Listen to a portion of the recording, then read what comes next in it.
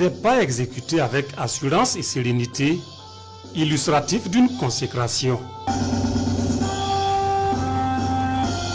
Celle d'instructeurs des techniques commando pour 3 officiers, de moniteurs des techniques commando pour 14 sous-officiers, puis d'aide-moniteurs des techniques commando pour 104 militaires du rang. Les voici diplômes en main, insigne fièrement arboré sur la poitrine. Le couronnement de 6 semaines de rudes épreuves subies avec courage et abnégation au Centre national d'entraînement commando de Pau, Sénèque. 45 jours séquencés en 2 phases. La première étape d'une durée de 3 semaines visant à développer l'agressivité, la capacité de résistance à la fatigue, ainsi que la volonté de vaincre les difficultés malgré la peur.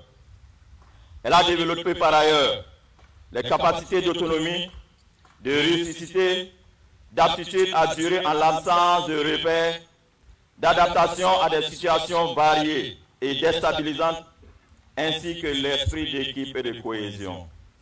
La seconde phase, elle, a mis l'accent sur la pédagogie de l'instruction militaire de type commando. Des étapes que la cuvée forte de 121 éléments rompus aux techniques commando a subi avec honneur. Des compétences qui viennent booster les capacités opérationnelles des forces armées nationales sur le terrain. Monsieur le colonel, chef d'état-major de l'armée de terre, au soir des 6 semaines, nous pouvons vous rassurer que nous sommes suffisamment outillés pour exercer ce noble métier qui est le métier du commando. Nous profitons de l'occasion pour vous réaffirmer notre engagement et notre disponibilité à vous accompagner dans la défense de l'intégrité du territoire.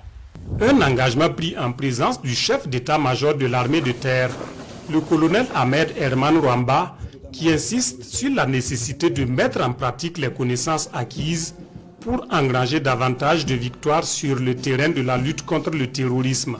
Le Sénèque doit continuer à perpétuer la culture et la tradition du commando. Voilà. Donc nous avons là, ici, un vivier de cadres, des cadres qui pourront contribuer à la préparation des unités, les mises en condition opérationnelles avant leur engagement. Et conformément aussi à la dynamique du Sénèque qui doit en tout cas monter en puissance, ils auront désormais des cadres qui pourront organiser en unité organique, qui pourront se produire directement sur le terrain et participer, comme ils le font déjà, en tout cas aux activités de sécurisation et de reconquête du territoire national. Si cette formation s'inscrit dans la vision du chef d'état-major de l'armée de terre de renforcer les capacités opérationnelles du personnel, elle entend également renforcer le pool des instructeurs, améliorer la qualité de la formation au Sénèque et renforcer son engagement dans les actions de reconquête de l'intégralité du territoire national.